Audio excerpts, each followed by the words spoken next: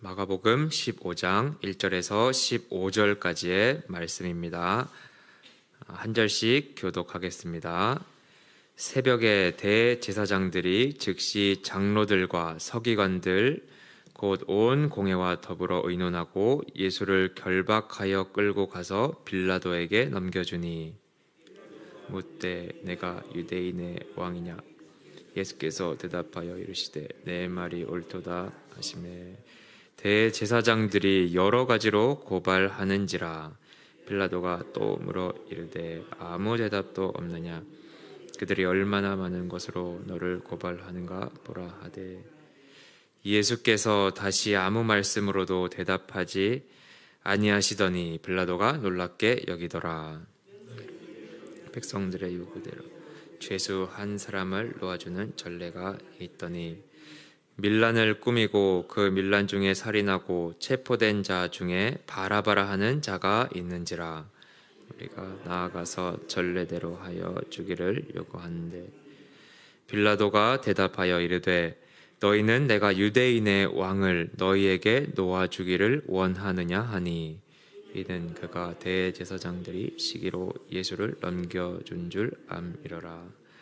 그러나 대제사장들이 무리를 충동하여 도리어 바라바를 놓아달라 하게 하니 빌라도가 그러면 너희가 유대인의 왕이라 하는 일을 내가 어떻게 하랴. 그들이 다시 소리 지르되 그를 십자가에 못 박게 하소서. 빌라도가 이르되 어찌미냐 하였느냐 하니 더욱 소리 지르되 십자가에 못 박게 하소서. 함께 읽겠습니다. 빌라도가 무리에게 만족을 주고자 하여 바라바는 놓아주고 예수는 채찍질하고 십자가에 못 박히게 넘겨주니라. 아멘. 오늘 읽은 말씀 가지고 빌라도의 선택이라는 제목으로 말씀의 은혜를 나누겠습니다. 오늘 본문 말씀은 예수님께서 빌라도 법정에서 신문받는 내용을 기록하고 있습니다.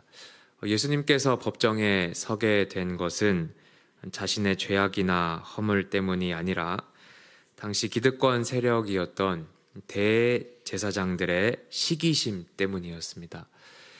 여러분, 예수님께서 이 땅에 오셔서 어떤 일을 하셨습니까? 성전 청결 사건 때 성전에 들어가서 장사하는 자들을 다 내쫓으시고 또 그들의 상을 엎으시고 그러지 않았습니까? 뿐만 아니라 그동안 이스라엘 백성들이 수호하고 있었던 율법과 또 자기들의 전통을 그대로 답습하라 그렇게 말씀하지 않으시고 새로운 계명, 새로운 율법을 제시했습니다. 그러니까 당시 이 기득권자들이 예수를 좋게 볼 리가 없었습니다. 그래서 예수를 시기하고 또 예수를 죽이기 위해 그렇게 혈안이 되어 있었던 것이지요. 그런 이유에서 예수님이 법정에 서게 되었습니다. 때마침 유대인의 명절이 되었는데 이 명절이 되면 죄수 한 사람을 놓아주는 풍습이 있었습니다. 당시 총독이었던 빌라도는 예수님에게서 아무런 죄악을 발견하지 못했습니다. 그래서 예수님을 놓아주려고 그렇게 마음을 먹었습니다. 그는 대제사장들이 예수를 시기하여 그를 죽이려 한다는 사실을 다 알고 있었습니다. 10절 말씀을 보십시오. 이는 그가 대제사장들이 시기로 예수를 넘겨준 줄 알미러라. 빌라도는 다 알고 있었습니다. 예수님께서 죄가 없으시고 또 대제사장들이 선동해서 지금 예수를 죽이려 한다는 사실을 다 알고 있었습니다. 그래서 이 유대인의 명절에 예수님을 놓아주려고 했습니다. 그런데 빌라도는 그렇게 하지 못합니다. 11절 말씀부터 보십시오. 11절 말씀에 그러나 대제사장들이 무리를 충동하여 도리어 바라바를 놓아달라 하게 하니 빌라도가 또 대답하여 이르되 그러면 너희가 유대인의 왕이라 하는 일을 내가 어떻게 하랴. 그들이 다시 소리 지르되 그를 십자가에 못 박게 하소서. 빌라도가 이르되 어찌미냐 무슨 악한 일을 하였느냐 하니 더욱 소리 지르되 십자가에 못 박게 하소서 하는지라. 빌라도가 무리에게 만족을 주고자 하여 바라바는 놓아주고 예수는 채찍질하고 십자가에 못 박히게 넘겨주니라. 그렇게 이야기하고 있습니다. 빌라도가 예수를 놓아주려고 하니까 거기에 있던 무리들이 어떻게 합니까? 소리를 지르고 있습니다. 빌라도가 다시 물어보았습니다. 이 예수가 무슨 그렇게 악한 일을 하였습니까? 그러자 그들이 어떻게 합니까? 더더욱 소리를 지르고 있습니다. 그리고 15절에 빌라도가 무리에게 만족을 주고자 하여 바라바는 놓아주고 예수는 채찍질하고 십자가에 못 박히게 넘겨주었다. 그렇게 말씀하고 있습니다. 여러분, 빌라도는 예수님에게 죄가 없었음을 알았는데도 왜 예수님을 놓아주지 못했습니까? 그것은 사람을 두려워했기 때문입니다. 사람들에게 만족을 주고자 하여 바라바는 풀어주고 예수님은 넘겨주었습니다. 여러분, 빌라도는 어떤 사람입니까?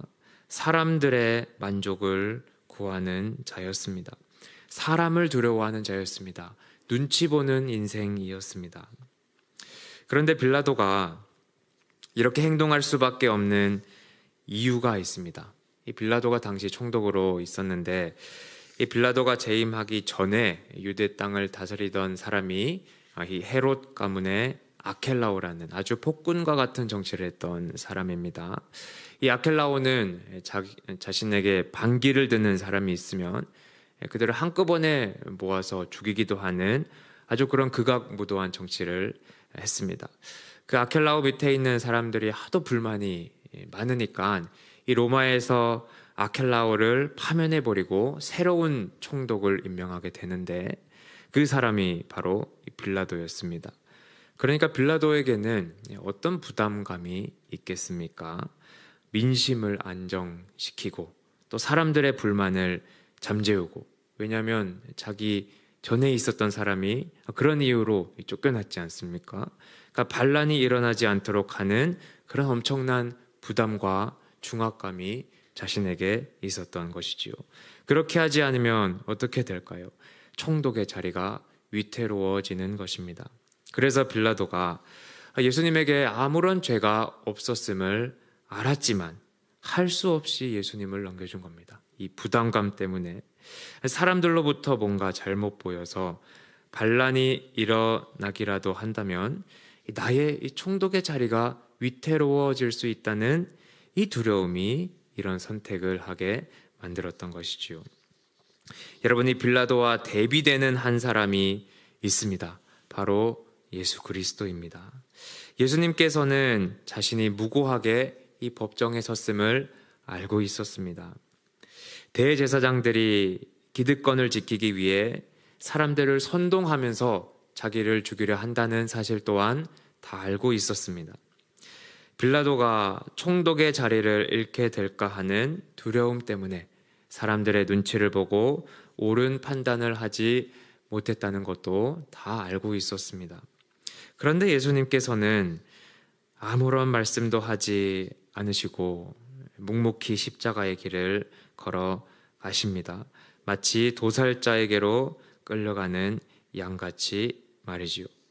여러분, 예수님도 얼마든지 항변하고 또 목소리를 낼 수 있는데 왜 그런 건 하나도 따지지 않으시고 십자가의 길을 걸어갔겠습니까? 그것은 자신이 사는 것보다 하나님의 뜻을 중시했기 때문입니다. 내 자신의 유익 혹은 내 자신의 잘됨보다 하나님의 뜻을 이루고 성취하는 일에 마음을 두었기 때문입니다. 겟세마네에서 예수님께서 기도하는 장면을 떠올려 보십시오. 예수님께서 어떻게 기도를 하셨습니까? 나의 원대로 마옵시고 아버지의 원대로 하옵소서, 그런 기도를 하지 않았습니까? 내가 잘되고 내가 번성하고 내가 높은 위치에 가고 하는 것보다 아버지의 원대로 되기를 원합니다. 그런 기도를 하고 있습니다.